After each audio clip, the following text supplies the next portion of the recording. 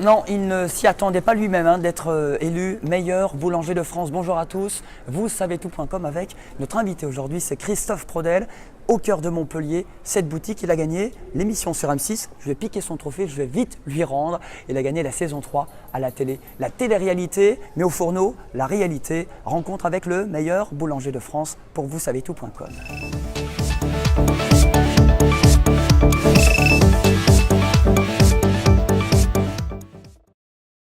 Bonjour Christophe Prodel. Bonjour. Bon, le meilleur boulanger de France. Est-ce que vous attendiez à ce titre, Christophe? Non, toujours pas. Même encore avec la victoire, je réalise pas encore. C'est une grosse surprise. Je suis parti un peu la fleur au fusil pour le début de l'émission et encore assez surpris par le résultat. Plusieurs semaines, plusieurs mois de tournage d'ailleurs ici à Montpellier, un peu partout dans l'Hérault. Ça a duré 6 semaines la diffusion sur M6. Le tournage s'est bien passé? Le tournage s'est très bien passé. L'équipe était fabuleuse derrière, que ce soit les preneurs de son, les caméramans, la régie. C'était une belle équipe.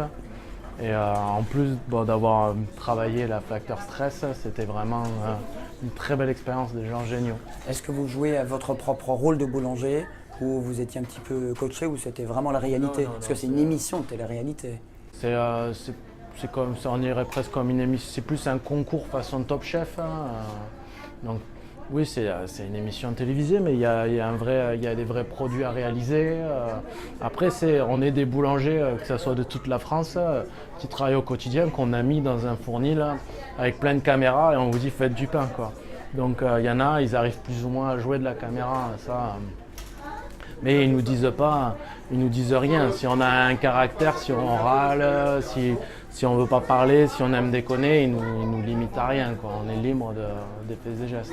Donc, vous saviez que vous avez gagné, fallait rien dire évidemment, c'est le jeu. Ce qui est incroyable, c'est que vous n'avez pas la télé, vous n'avez toujours pas, Christophe. Non, toujours pas la télé chez moi. Ouais. Donc vous avez découvert l'émission en replay. En replay, puis chez des amis restaurateurs chez qui on allait, et je leur ai demandé, je dis on peut allumer la télé pour que je regarde, parce que chez moi non, il n'y a pas la télé, et toujours pas. C'est l'affluence depuis plusieurs jours, depuis votre victoire.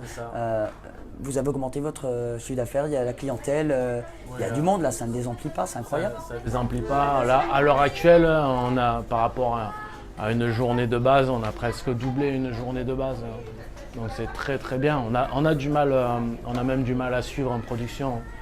On n'arrive pas à suivre, il y a plus de demandes que de production. Plus 30% de votre chiffre d'affaires, de la production que vous avez essayé de faire en tout cas. Voilà, on essaye au fur et à mesure et il va nous falloir quelques semaines pour arriver à s'adapter à cette demande. Vous allez recruter en plus? J'ai recruté déjà un boulanger et un vendeur, une vendeuse. Bon, ça recrute, une émission de télé-réalité, c'est très bien. Ça permet de l'embauche, on va pas se plaindre par rapport à ça. Bon, c'est un joli message également. Le métier de boulanger, alors c'est de la télé-réalité, mais la réalité, c'est... Vous levez à quelle heure, vous, Christophe? 3h du matin. Bon, je vais y aller, moi. Autour des 3. C'est un métier difficile, passionnant, mais difficile. Ça reste un métier encore... c'est un métier passionnant, mais il faut vraiment être passionné, quoi.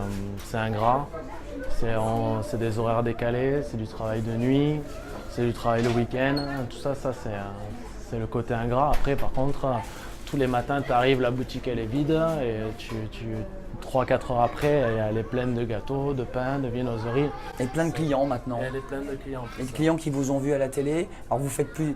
C'est ambiance quoi maintenant? Twitter, Facebook, selfie, presse, médias? Oui, bien sûr. Donc il y a ce côté... il y a des gens, ils nous demandent de prendre des selfies. Il y a beaucoup sur Facebook, on a 500 000 messages, on ne suit pas. Genre chez ma sœur, je lui ai dit tu réponds au message, j'ai pas le temps. Donc du coup, il y a un engouement, mais c'est comme tout, à un moment donné, ça va se tasser. Vous devez la victoire peut-être à deux choses, je dirais. Votre four qui a 200 ans, celui-là, oui. Et votre voyage, parce que vous avez un CV particulier. Là, vous avez ouvert votre affaire il y a 1 an. Vous êtes un baroudeur, vous avez fait pas le tour du monde, mais vous avez beaucoup bossé à l'étranger. J'ai fait toute ma carrière à l'étranger. J'ai travaillé, j'ai quitté à l'âge de 19 ans la France. Je suis parti par l'Irlande et après je suis allé en Norvège, à Chypre, en Australie, en Nouvelle-Zélande, en passant par l'Afrique et autres. Et moi j'ai vécu quasiment toute ma carrière à l'étranger. Et au final, après, j'avais envie de retourner aux sources. Retour à Montpellier. Retour à Montpellier, parce que je suis né et grandi à Montpellier. Tout le monde le connaît, ce four, on l'a vu dans L'Emmerdeur, dans un film. C'est ça, tout à fait. Et maintenant, on le prend encore plus en photo pour l'émission. Voilà. La plus belle boulangerie, la meilleure boulangerie de France. C'est tout à fait ça. Pour l'instant, il n'y a personne qui nous jette des pierres, donc c'est bon. À l'inverse, on nous amène des fleurs, on nous remercie. Donc, on a reçu des courriers aussi, ça c'est gentil. On a reçu des gens qui nous écrivent. On a des coups de fil de toute la France pour nous remercier. Il y en a qui me disent on a pleuré à la finale et tout.